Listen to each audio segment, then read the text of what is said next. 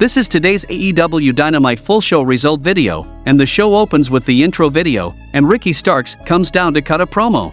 He says it'd be really nice to be standing here as the new AEW World Champion, but things didn't work out that way.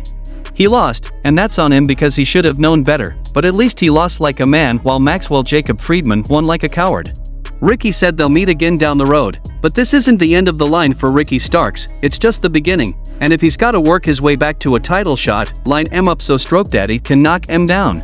But then enter Chris Jericho, flanked by Sammy Guevara and Daniel Garcia of the Jericho Appreciation Society, and Jericho said Starks is $1 million talent and Jericho will guarantee he's gonna be a world champion someday, but he's not ready yet. Jericho said all he needs is a little influence, a little advice, and a little Chris Jericho, so they've talked it over and they want Starks to join the Jericho Appreciation Society. Instead of joining Jericho's Appreciation Society, he proposes a singles match for January 4th, Chris Jericho vs. Absolute Ricky Starks. Jericho tells him he just made the wrong decision and Jake Hager appears from out of nowhere to destroy him with a lariat, and the Jericho's Appreciation Society beats him down at some length, but Action Andretti makes the save. Andretti hits a split-legged moonsault to get rid of Jericho and the babyfaces stand tall. Then we saw the fifth match of the Best of 7 series between the Elite vs Death Triangle, and this was a no disqualification match, and the result of this match was the Elite won the match by pinfall with the Undertaker on Rey Fenix, bringing the series up to 3-2 in Death Triangle's favor. Post-match a brawl breaks out and Nick immediately gets busted open and bludgeoned with a hammer. Back from the commercial, Action Andretti is interviewed backstage, and he says he had the upset of the decade last week, defeating Chris Jericho in the middle of that ring.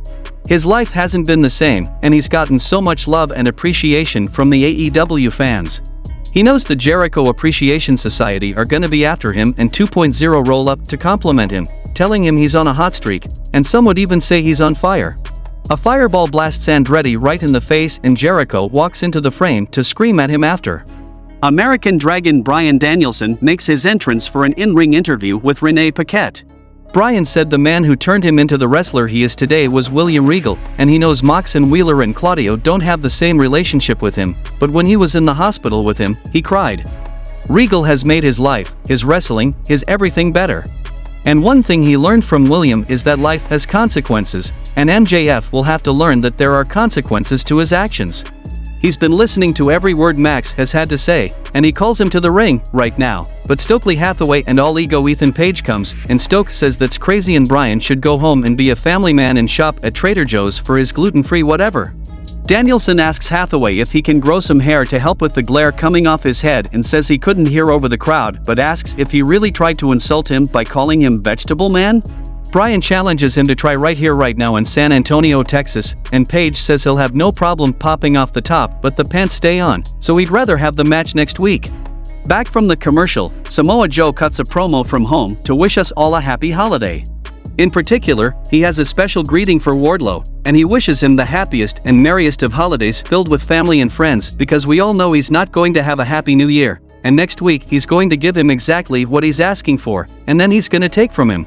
In the end, he said, come December 28th, all the holiday cheer ends.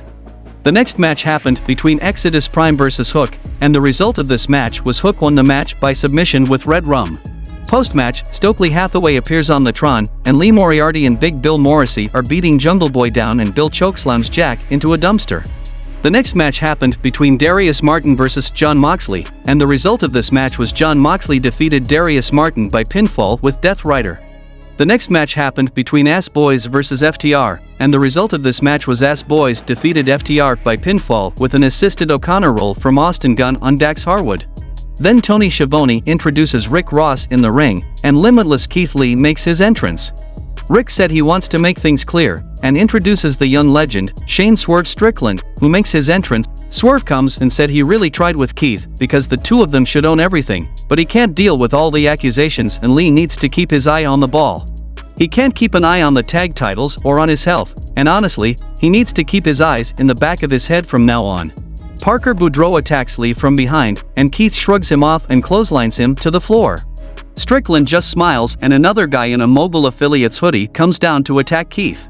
Parker recovers and the two of them beat him down against the ropes, and they set Keith on top of the steel steps and put a cinder block on his chest, and Swerve hits Stomp through the cinder block.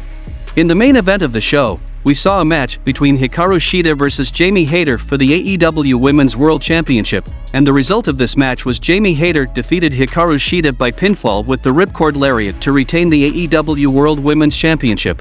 Post-match, Team DMD beat Shida up, but Toni Storm makes the save, but Hayter hits her with the belt. Britt and Rebel hold Toni down, and then Saraya makes the save. She lays Baker out with a kick and stands tall, and the face team stands tall in the end, and the show goes off air.